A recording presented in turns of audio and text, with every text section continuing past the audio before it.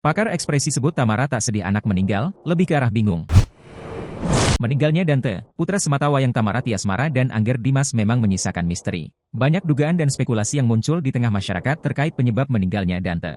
Bahkan tak sedikit yang menuding Tamara Tiasmara seolah menutupi penyebab putranya meninggal dunia yang diduga karena tenggelam. Ada pula yang menyoroti raut wajah Tamara Tiasmara saat mengetahui putranya meninggal dunia. Sontak saja hal tersebut juga menjadi sorotan pakar ekspresi, Reski Daniel. Reski Daniel menyoroti gestur serta mimik wajah mantan istri Angger Dimas itu saat memberikan klarifikasi terkait rekaman CCTV kolam renang dan penangkapan kekasihnya, Yuda Arfandi sebagai tersangka atas meninggalnya Dante. Saat berbincang di kanal YouTube Ray Utami, Reski Daniel menyebut tak ada raut kesedihan dari wajah dan gestur tubuh Tamara Tiasmara. Terlihat kesedihannya tidak terlalu terasa di sini. Gerakan di mulutnya juga seperti biasa saja. Beda dengan tadi yang sebelahnya tadi tuh yang mengecut apa segala macam. Ini seperti berusaha tetap tenang, berusaha untuk tetap datar gitu emosinya, ucap Reski Daniel di kanal YouTube Ray Utami.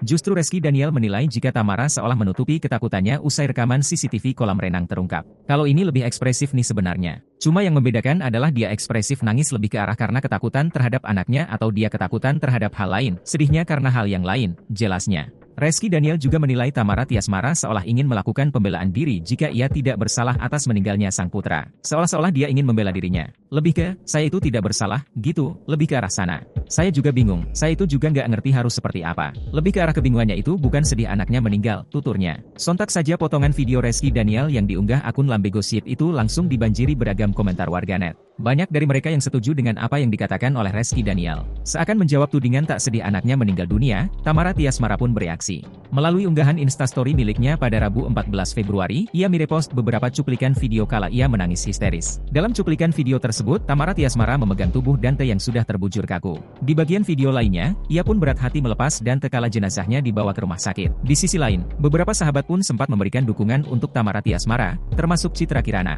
Istri Rezky Aditya itu mengimbau agar publik tidak menyudutkan posisi Tamara Tiasmara yang baru saja kehilangan anaknya.